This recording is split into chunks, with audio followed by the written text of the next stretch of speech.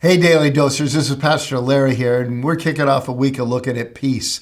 This weekend, I had the privilege of doing the sermon on peace, and we took a look at two sides of it. The peace that is offered and is right now for us, and that's peace with God that we can have through following Jesus Christ. Because when he was on that cross and he cried out, paid in full, the entire price of our sin was paid. But we also saw that there's another kind of peace that we all desperately want, that freedom from external conflict and internal stress that comes with living in a fallen world among fallen people. And we saw that that's not here right now. We're in this in-between time. And in the weekend, I took a look at our call to be recruiters to the kingdom. And that's why Jesus is waiting, so that more might come in. But right now, I want us to step back and say, even if we weren't recruiting, how should we deal with the fact that we claim to have a peace from God, but we live in a world filled with conflict and strife, and sometimes in homes filled with conflict and strife? And what we've always got to focus on is the promise of God that this is only temporary.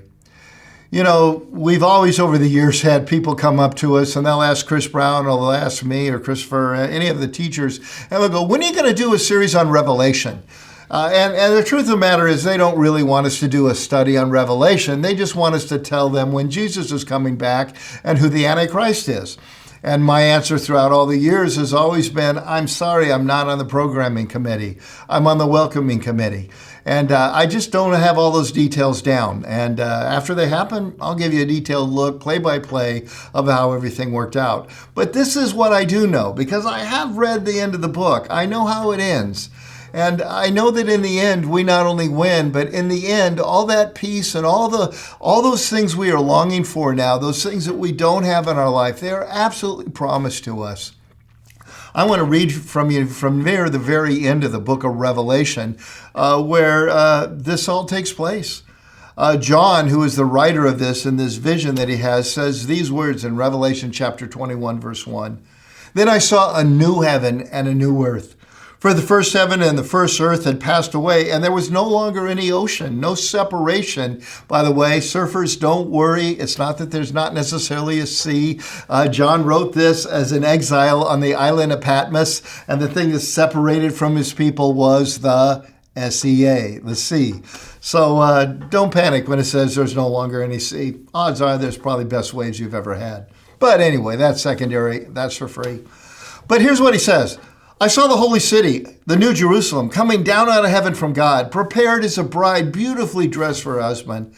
And I heard a loud voice from the throne saying, look, God's dwelling is now among the people, and he will dwell with them. They will be his people, and God himself will be with them and be their God. And now this takes place. He will wipe every tear from their eyes. There will be no more death. That means right until he sets up his kingdom, there's a new heaven and new earth. What will there be? There will be tears. There will be death.